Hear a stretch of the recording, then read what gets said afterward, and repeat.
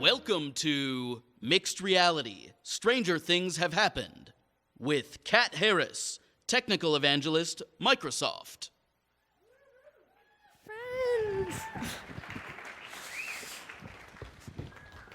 Hi, everybody. Oh, I like the mic. I sound like so powerful and godly. Hi, everyone. I'm Kat Harris. I'm a Technical Evangelist at Microsoft, and we're here today to talk about mixed reality. A little about me. How many of you know what an evangelist is? Just like a couple raise it. Yeah, I know you guys know. Okay, so not a lot of people because it's an odd word. Most people, when they think of evangelists, they think of like church and like random people coming to your door. And it's kind of like that, but more on the developer side. I'm a developer that goes out and does kind of like the outreach to the community and say, hey, what can Microsoft do for you? And then, I code in for different types of demos. I do bots and machine learning and game development, which is like, one of my favorite things to do.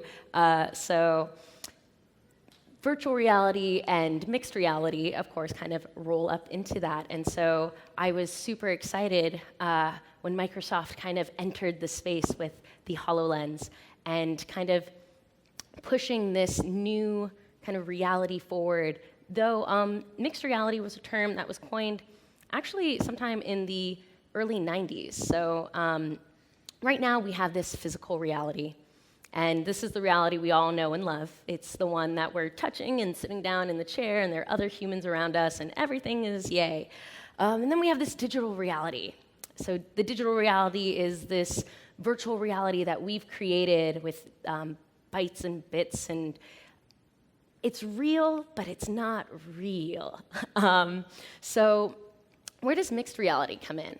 Well, mixed reality is this blending of the two realities that we have. And Microsoft was really glad because with Windows 10, it was making it really easy for us to then pull these two realities together with all of our technology. And what's really cool is that we have on one end, the physical reality, like I was saying, and then the other end, the digital one. So then where is this mixed reality and how is it kind of different? Well, with virtual reality, you have with physical reality, this is like your ARs, your Pokemon Go. So how many of you have played Pokemon Go? How many of you have stopped playing Pokemon Go? Keep your hands up. Maybe some of you put them down. Yeah. I just want to fight with other trainers, make it happen. But if you notice on Pokemon Go, if you see a Charmander and you're like, oh, it's awesome, and I'm gonna get that Charmander, what you'll notice is if my best friend walks in front of me, I still see Charmander. Even though he looks like should be on the sidewalk or my friend should be in front of him, he's not. It's just an overlay. And that's your augmented reality. It's just data that's been overlain through some sort of portal or device onto the real world. It doesn't actually interact with it. And then you have your digital reality, which is like the VR today, where we're putting ourselves into a virtual world. So we're creating this new reality, and we're trying to cut ourselves off from physical reality as much as possible. Like, I don't want to feel that I have a controller in my hand. I just want it to feel natural, like when I grab stuff in virtual reality. I don't want to think that I'm still in my house. I want to believe that I'm in this magical, awesome alien world. And so with virtual reality, you're placing yourself and surrounding yourself with that digital world. So then mixed reality, again, is this, combining of the two, where we have this physical holographic Windows mixed reality, which is HoloLens. So you have that see-through lens.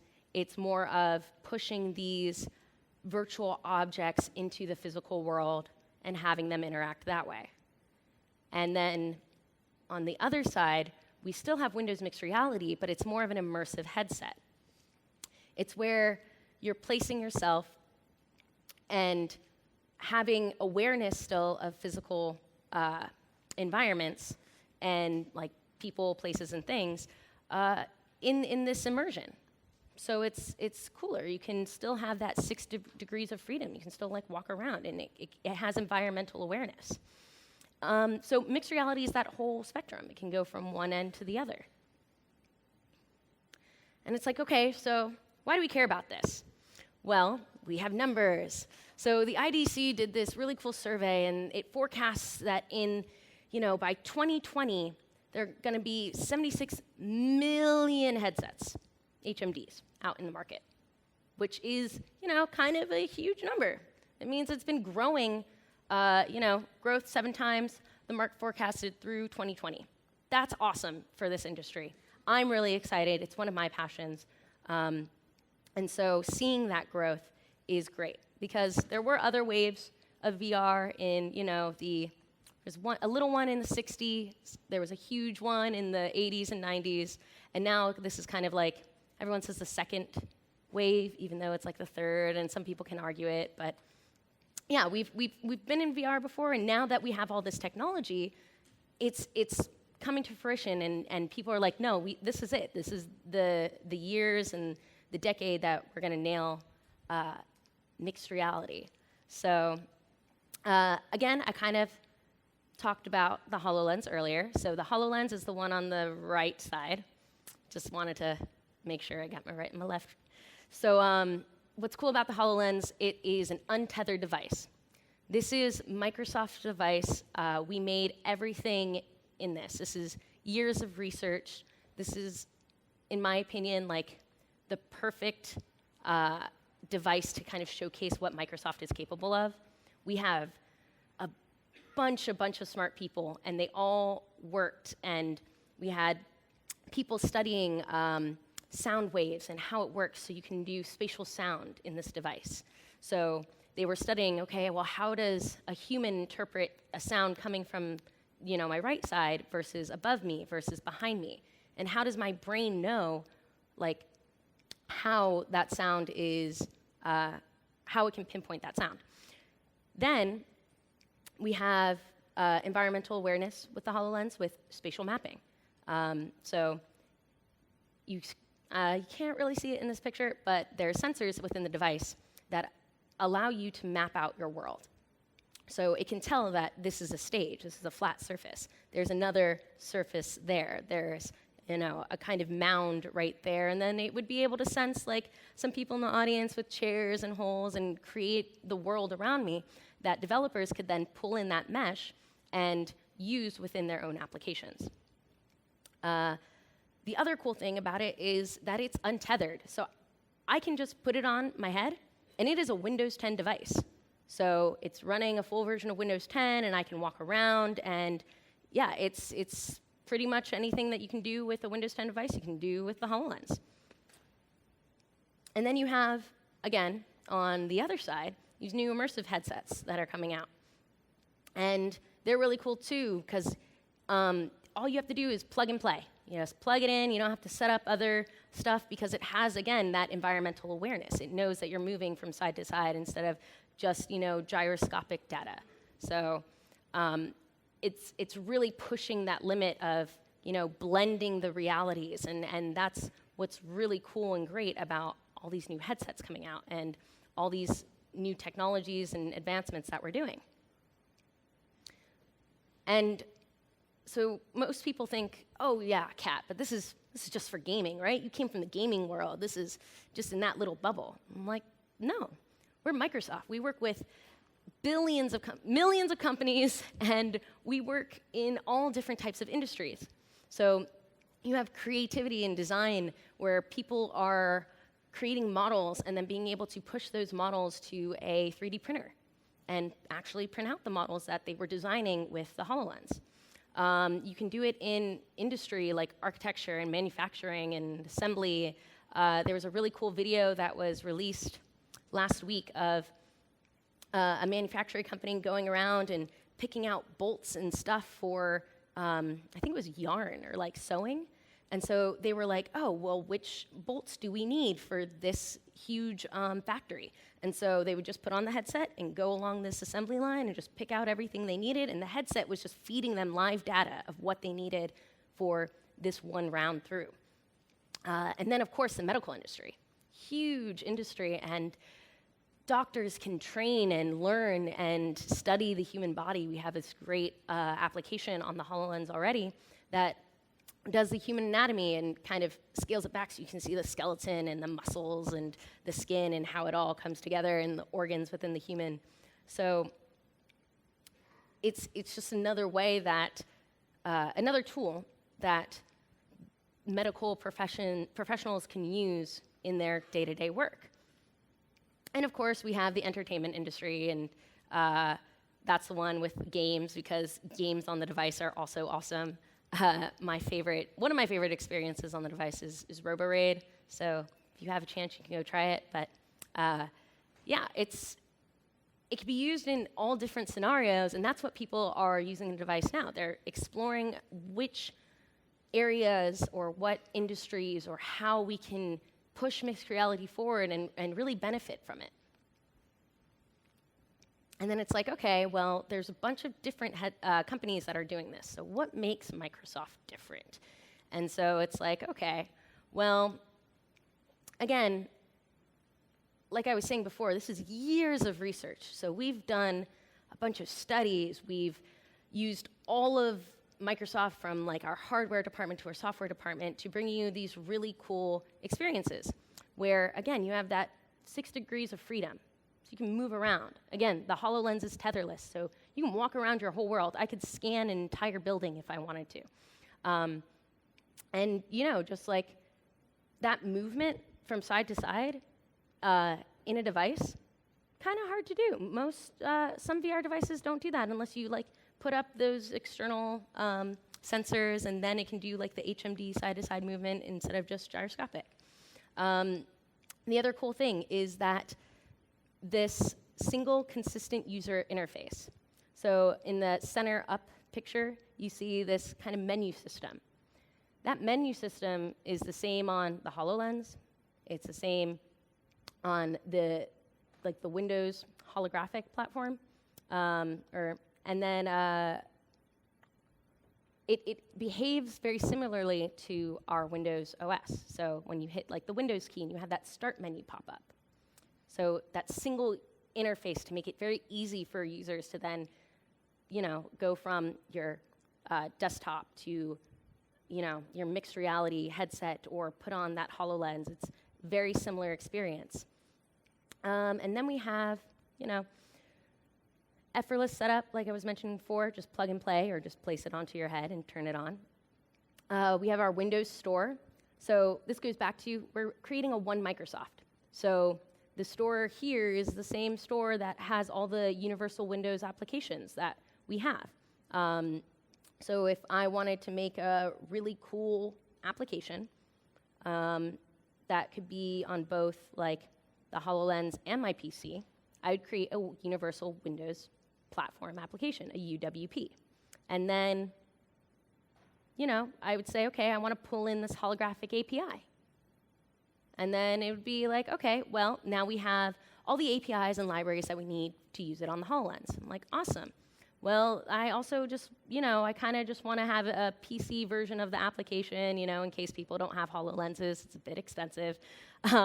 So how do I do that? Well, you know, it's just a UWP. It already runs on the device. And because of that, we have one SDK. So if you're a developer, actually, can I see how many developers are in the crowd? Okay, so like half. Nice. So if you're already familiar with our SDK, it's going to be the same one. We're going to be using the same SDK. We're trying to make it as easy as possible, again, to have that consistent environment for not only our users, but for our developers. Yes. And so this, again, is like the universal Windows platform and, you know, targeting the holographic versus the Windows desktop and making it immersive. So this is, again, you can see that the UWPs will be able to run on like your PC or your Windows phone if you have one, or your Windows tablet, and HoloLens and Xbox. And so anything that runs Windows 10 will be able to run a UWP. They're pretty cool. And again, because we love our developers, we're like, okay, well, we don't want to make it any different than what they're already using. So all the tooling is the same. If you're making like holograms with Unity, it's the same experience. So we have this really cool partnership with Unity that I love. Who here is like a game developer and uses Unity? Yeah, like a couple people. It's a great engine. Yeah. So what's cool is that for the HoloLens, you can just build your game or your experience in Unity, then push it to Visual Studio, which a lot of Windows and .NET developers, we love Visual Studio. It is great. I love the IntelliSense on it. It's a great debugger. And so push it from Unity to Visual Studio, and then just deploy it to the device. Just like you would deploy it to any type of device or a remote device. You can also remote deploy to the HoloLens, and then, bam, I'm in my, I'm testing out my application, and it's the very similar process for how I was developing UWPs for the PC. Okay, so then it's like, okay, Kat, you've been talking about this. A lot of these slides look like marketing slides and very official slides, and I'm like, yeah, well, I had help. They are official slides. So what are the experiences? What other experiences can you do? Well, my first time working on the HoloLens was last year. I think it was almost exactly a year from today, which is weird. But at the time, Stranger Things had just come out, and I love that show, but I created a similar-esque application, not really. And this little video is what I took on the first time I ever developed anything on the HoloLens. So I was like, this is my first time developing on it, and I had done games before, so I was familiar with Unity, and I know .NET, so I'm also familiar with our developer tools. So if I play this, so there's no sound, but right there. So that mesh that we're seeing in this video is the spatial mapping. So again, I put in the spatial mapping script onto an object, and I was like, okay, every time the user taps to that little, I guess, like alphabet board that I made, every time it taps the alphabet board, I want you to do a spatial map of the area. So figure out where the walls are, figure out if there's a table and stuff, and let the user be able to look at a wall, have that alphabet board follow the user's gaze. So we call it tag along, if you're familiar with the GitHub repo for HoloLens. And then I want you to pin yourself to the wall. And I was like, okay, step number one, do something really cool that the HoloLens can do, which is, spatial mapping, and then interact with the world. So you see, like, I can see the table, I can see everything, and then I pinned it to that wall. And I'm looking around, and then it stays there. Because as soon as I tap again, I'm saying, okay, pin it, and then allow me to just look around my world without that mesh there. So what's really cool is, like, I can pin that there and walk around my room and, like, shake the headset and put it back on my head. It'll still be right there anchored. It won't move at all. So what's cool is that we have this 1-to-1 ratio where 1 meter in the Unity engine will be 1 meter in the real world. So I was like, that's pretty cool. Now, the second part is, I want to spell out a message, and then I want the message to play back. So I'm just gazing at the letters that I want selected. I'm going to write hi. So just tap on H and tap on I. And then I'm going to tap on the phone. And so then it's going to play back to me. And then there's going to be another message that displays. And you can't hear it in the game, but it's starting to spell R, U, and N. So then at this moment, since we don't have sound, because I'm just talking over it. Wait, pause.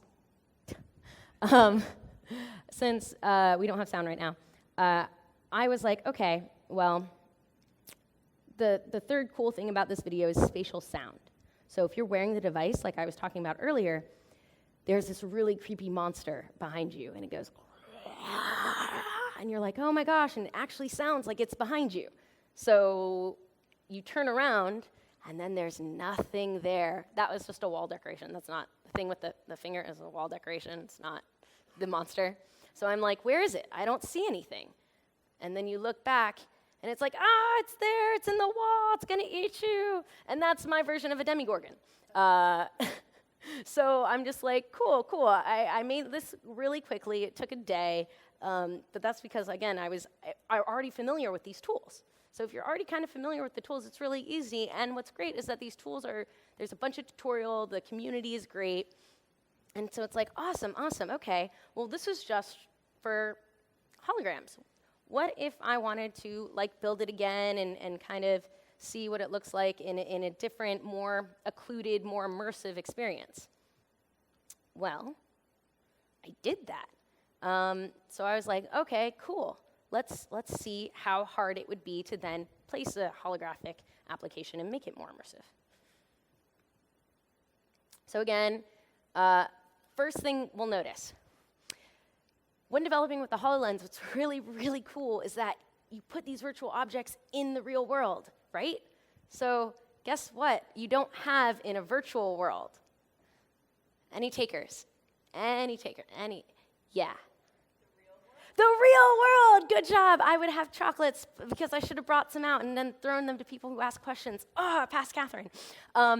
Yeah, we have chocolates at our booth downstairs, and we have so many. You should just take 5. But yeah, we don't have the real world in virtual reality. So then I was like, oh, okay. It was all Unity, so I had the same Unity scripts, and I was like, just play. It's like things didn't work. I'm like, well, why didn't they work? Well, first things first, you don't have an environment. So I had to build an environment. These are just free assets that I got from Unity. So I was like, okay, well, I can build 4 walls, and then instead of moving the board onto a wall, what's great about it is that I already know where the wall is going to be, so why don't I just place the alphabet board on the wall that I want? So differences in design is more of the difficult part of working with these devices. It's no longer the technical issues because all the code and the engine is all the same. So if you're familiar with Unity, with HoloLens, you're familiar with Vive, and it's the same for Oculus. They're just using different libraries, right? So again, I was like, okay, well, now I got to find an artist or use free assets on, stuff. So cool, I got some wallpaper, I got a couch, some coffee table because the phone can't just float in midair. We're just going to place it on the table. Cool. Okay. So the second challenge is for the HoloLens, you have this cool tap gesture. And again, with tapping, you have the physical world. It knows that my hand is there. It knows that this is the registered gesture that, hey, I'm going to tap. And then it knows that this is tapping. Again, it's like, cool. I don't really have that. But what we do have that's awesome is that both the HoloLens and really any UWP can have an Xbox controller. So I was like, cool. I'm going to use my Xbox controller, and every time I hit A, that's the same as tapping. So it was really cool. I just wrote a different input script and then called the same method. So it's like, awesome. That fixed that issue. So now you can see I'm going to look and hit H, look and hit I, and then I'm going to look back at the phone and tap. And then this is me not realizing that it was working and looking up to record. So it says H and I, and now it's going to R, and then U, and then N. And again, we have this really cool spatial sound, so it sounds like there's a monster behind me.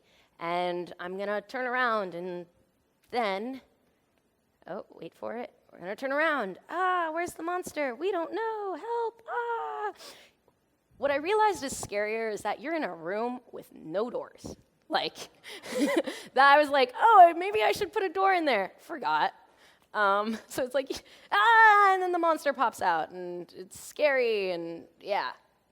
And I was just like, oh yeah, that's scary, but I'm not an animator. I didn't animate it. It just pops out. Yeah, and so I was like, cool. That also took me a day. Well, less than a day, because all the code was already written before. So again, it's just showing off how easy and how familiar the tools are and how you can use them together to build whatever experience you want. It doesn't have to be a game. It doesn't have to be like a scary monster jumping out at you or anything. Again, it can be for, helping people in the medical industry or architecture or design or literally anything. And I kind of wish I worked in a bunch of different fields so I could be like, oh, we could use this HoloLens technology in X or Y or Z. But that's why we're so excited that these devices are out in the wild now so that more and more industries can see how it can be used for them. Oh, right, and I don't have to do that anymore. Oh, and I already, hit on most of those. The environment's different, the input is different. Movement and optimization. Actually, optimization I didn't hit. So optimization, why did I put that there?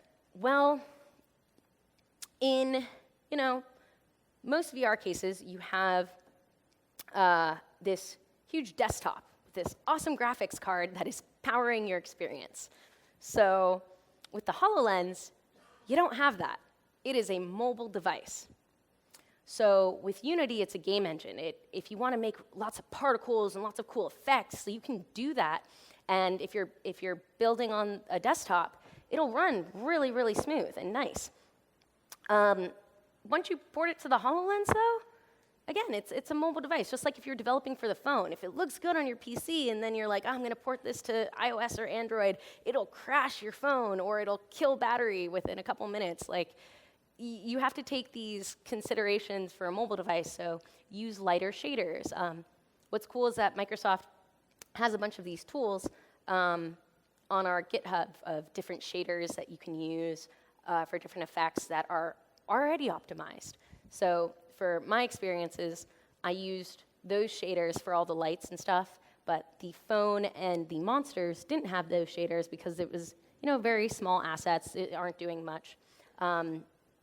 And I did have one or two particle effects, but those were also using optimized shaders. If you notice in, I didn't point it out too much, but if you notice in this video, there's a bunch of tiny white dots. You can't really see it with the mesh on. If I pause, there. So if I'm looking around, oh wow, I'm just like moving so quickly. There's like one little white dot in that corner. See it? It's like right above the table. Anyway, I was trying to simulate like another world, and so you have all these cool fading in and out like fireflies or like dust particles. And those were all optimized, though, for this experience. In VR, when you have, this really high-powered graphics card, you can put as many particles as you want and like just throttle as much as possible. So that's what I meant by development considerations when, developing for a mixed reality experience. You kind of still have to figure out what device you're going to be porting to. Oh, and again, this is our input diversity of what we have. So again, gestures. It's really, you can do it with both gesture you can only do in holographic. Gaze you can do with both. So like I was saying, what I was looking at was the same input. But what's great is that game pads and mouse and keyboards are for both, which is why I was able to use my Xbox controller. And then voice commands, we have this really cool API, which is the Windows Speech API in libraries. So that is used for both. And then we have awesome phrase recognition as well. And then this slide is really cool and important. It has all the links to all the things so you all can learn and develop and create your own experiences. So I'm just going to pause and put it on there a second. And again, you can always go to like hololens.com.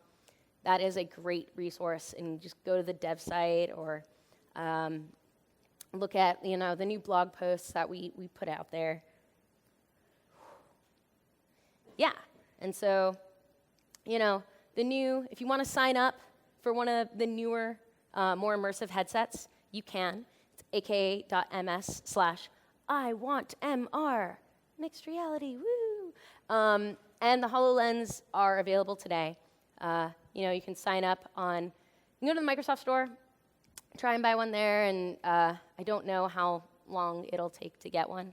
But the development edition is $3,000, so it's a little steep. Again, this isn't a consumer device. It is our developer device. It's kind of aimed towards the commercial endeavors. But if your company is really interested in using it and seeing the capabilities, yeah, you can just get it one today. Yeah, and that was my talk about mixed reality. Woo. Thank you. So I know that there's a lot of questions, which is why I leave so much time for questions. So if I know that there's mics somewhere, there we go, there's one mic. So if you want to raise your hand or just, so they can see you. And then this is my information. If you want to follow some of the code that I've done, I have a lot of open source projects for HoloLens as well as VR and gaming and bots and other Microsoft tools. So, yes. I know that you don't want to use the HoloLens outdoors because spatial awareness, got that. I know you can't look into mirrors. I know you can't look into windows. What's it going to take to be able to use it outside? So, it's not necessarily spatial mapping is the issue. So, holograms are just additive light. So, if someone's shining like that bright light right now, and if I was wearing a HoloLens, it's so bright that any additional light that I try to add onto it, that delta, you won't be able to see it really. There's just a little bit more, there's less wiggle room. And so if you're in an outside environment with the sun's really bright. And you can't really control the lighting environment outside. So, indoors is probably like a better use for it because you can kind of control the lighting and therefore control how the user and how your experience is seen. So that's a lot of the outdoor part of it, not necessarily like spatial mapping. Yeah. Excuse me? Oh. Here. Someone that way? Oh, right here. Oh, perfect. Over here. Hey, all that stuff you said in the presentation, awesome. But I also know that Edge is getting involved in WebVR. So how much overlap will WebVR and Edge have with the mixed reality efforts you're talking about? So I actually don't know that yet. They haven't released, kind of what the plans are for WebVR for Edge. Build, so how many of you know about Build? Couple, yeah. So Build is this conference that Microsoft has where we talk about our future roadmap and all of our new technologies and where we're going to be going with those technologies. So it's a yearly conference that we give in order to tell the community about all the new awesome things and plans that we have. So a lot more information about these immersive headsets will be talked about at Build. And a lot of new stuff, a lot of here's kind of where we are now, and then potentially WebVR. But again, I don't know, unfortunately. That person? This is just great. I just point and people run over it. It's awesome. So I've been researching and reporting on the impact of technology in the entertainment industry, not so much gaming, but festivals and concerts. So one of my interviews was with Vantage TV, which did the AR, VR app for Coachella this weekend. Oh, and yeah. so they have, that's new this year, that they have the overlay of mixed reality and augmented reality into the app. Where do you see any more of that type of development going on, given your position in the entertainment industry, and what are your thoughts on that? I mean, I think the entertainment industry has actually been a very huge proponent in the advancement of technology, even when they were doing 2D animation. So we have all these brand new techniques of cameras and filming techniques. A lot of the game engines came from the animation engines. So, I definitely see the entertainment industry adopting it. A lot of independent artists have been using Vive. Tilt Brush came out, and so a bunch of people were painting as soon as, a bunch of artists were like, oh, this is amazing. And then I think Sculpt is what the Oculus Rift, or is it? No, Medium, thank you. I was like, it's Sculpt or it's sculpting. Yeah, it's called Medium, but you sculpt with it, so it's creating 3D models with the Oculus Touch controllers and stuff. So again, that's just a very immersive art experience. And I'm really excited to then see people and artists pulling out those virtual experiences and creations and placing them in the real world, and then having us being able to look around and see it. I think it's a really cool pathway in the future if we can be like, oh, it's just another step in the product line. Like, people want to be really immersed in something. Like, mixed reality with that more immersive headset is the way to go, because you're transporting yourself into a different world. And for artists, they say like, I just want to be in a different world so I can paint and create and do a bunch of stuff. Awesome. And then it's like, it'd be even cooler then if you go to the other spectrum to be able to see it. So again, this device has only been out for a little over a year, and it's only a developer edition. So when we start seeing more adoption and different types of people developing for it, it's only a matter of time before we'll have those really cool art installations and stuff. 12 o'clock. 12 o'clock. Do you think it's bad for your eyes to be looking at a screen so close to your face all the time? Do I think it's bad? We're already kind of doing that. Like, I sit in front of my computer all day. Like, that's what I do as a developer. I mean, I go outside occasionally, but, some days I won't even see the sun. Like, I'll be like, oh, it's nice out today? That's cool. There is research always being done around VR and motion sickness and whether or not, like, can we have kids on it? So again, it's just, I don't know if there's enough research done yet to make a definitive statement.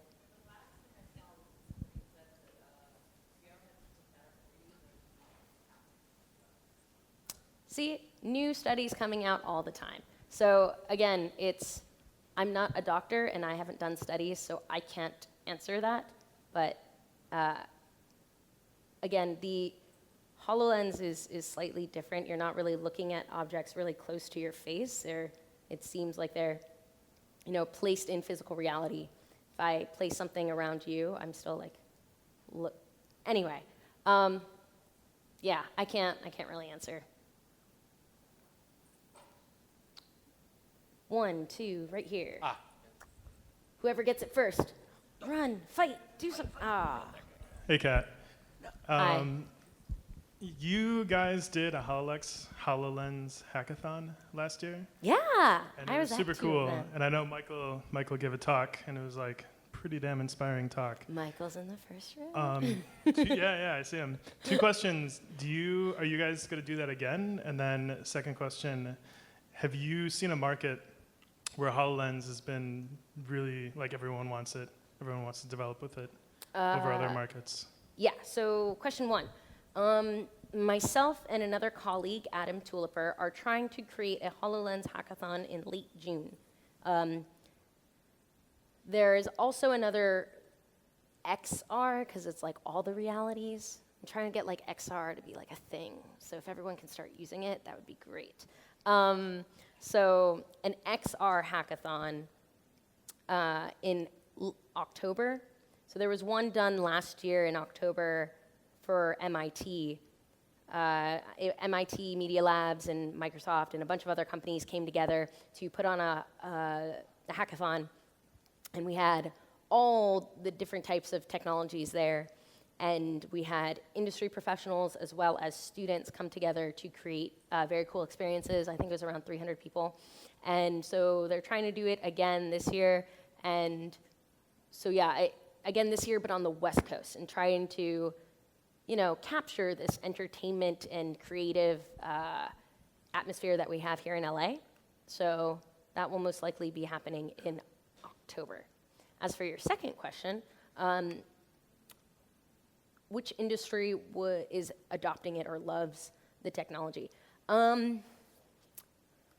Architects and designers love this. Every architect that has put on the HoloLens is like, this is going to change our industry incredibly. And I know a bunch of professional companies that have bought it, that are using it. They do talks on it, they go to conferences, and all of them are like, we can't wait to get our hands on one. Yeah, because it's so convenient as like, their building is being created to then put these virtual walls in and see the skeletal structure of the steel, or if they're part of a construction company and they're going into a building already, if you can anchor like the steel scaffolding of like the internal structure of the building, like you can then be like, okay, well, I know that the building has like this type of, format for this steel, and that it's anchored at this position, and it's all like 1-to-1 ratio. So if you build it accurately in your whatever tool you're using and then anchor it properly, you can be like, okay, well then accurately this should be the steel, beam that we need to drill into at this portion of the wall, and we need to fix these two things. So they don't need to bring like a bunch of scanners and stuff to scan. They can just have a device. It's very lightweight. You can carry it with one hand. So yeah, they are all over the place with this. And then, hi. Hey, I'm thinking about consumer applications in mixed reality and on the HoloLens, and I'm thinking about the camera that can, maybe identify certain faces or certain models of cars or whatever and be able to relay that information. Do you have any examples of, those kind of practices? So, yeah, we do. So at hackathons, I go to a bunch all the time. And one of our coolest technologies that I work on a lot is cognitive services. So again, it's a web call. So cognitive services, for those of you who aren't like working for Microsoft or don't use it, is our set of APIs that are based on machine learning that are RESTful endpoints that developers can just hit and get certain data back. So we have a vision API within cognitive services that can do facial recognition. Does anyone remember that little viral thing that happened with Microsoft where it would take your picture and tell you how old you are and would get it wrong? It was like kind of on Facebook and some other sites. Yeah, I'm getting some nods. Well, that API can do image like identification and descriptions. So it would say, hey, in this picture, I think it's a man, and I see water, and he's in the water. So the description that the cognitive services will provide is like, I think it's a man that's 30, that's smiling, so he's happy, swimming. Like a happy man swimming will be the description. And then in this JSON request that you get back, you have all of this information. So at hackathons, to go back to your question, I've seen people then take a picture, send it up to cognitive services, get a JSON response back, and then say, oh, this person is Todd or Kat, just by like looking at them and doing a command. So it has been done before, and I've seen it. And it was done in 48 hours. So phone in the back. Hi. Thanks. So you want us to start saying XR, so I need help with definitions. We all get VR, we all get AR. I'm a little wishy-washy because some people define MR differently. Yes. Can you help us with MR and XR? Well, XR is just like, X is just like the term for everything, but mixed reality is kind of the term for everything now. So mixed reality, again, is that blending of the two. So can I go all the way back? I don't want to go all the way back. How would AR be different from MR if it's just so the real world mixed with a virtual superimposition? So I could go back to that slide, but again, with Pokemon Go, it's just that data overlaying. There's no environmental awareness in AR. You don't know that there's a physical object right in front of me. We don't know that this is a flat surface down here. We don't know, oh, here it is. Okay, perfect. We don't know that this is another surface behind me. So see where it's like AR today and VR today? Mixed reality is trying to blend those together and just be like mixed reality altogether, if that makes sense. And so I'm not quite sure what you mean by XR then. So then For today, so see how it's AR today and VR today.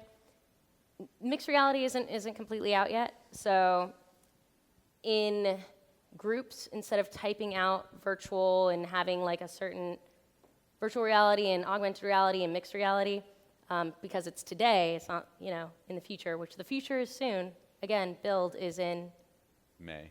May, 2 Early weeks, May. 3 weeks. What month, what week are we in for April? Okay, so in about 3 weeks. So again, 3 weeks. We'll go from AR and VR to mixed, but most of my friends are still using XR. Okay. One more, okay. Yeah, we have one more question. and Okay. then- On the Unity, you were exporting the other day to HoloLens, and we're thinking about using the Acer. Is the Acer available? Like the? Right, so the And- Acer timeframe was. I'm sorry. No, come on. And Clicker. and if Unity is going, I mean, would you export on Unity to HoloLens and that will work on the Acer, or do you require to export to Acer, and is that coming in Unity? Well, so that's what the UWP was that I was talking about. It's the Universal Windows Platform. So that's actually what's being created. It's just which APIs you're calling within that build. Let's see, did I skip it? There we go. So I can't say like any exact dates, and they will probably say more at build. So again, build is a big deal. That's when we announce all of like our timelines and stuff. No, there was like a news thing that on January it was gonna get started to ship to some developers. Is that something that you are aware of, or? Build. I know. But okay, that was our last question, unfortunately. I will be here all day at the Microsoft booth.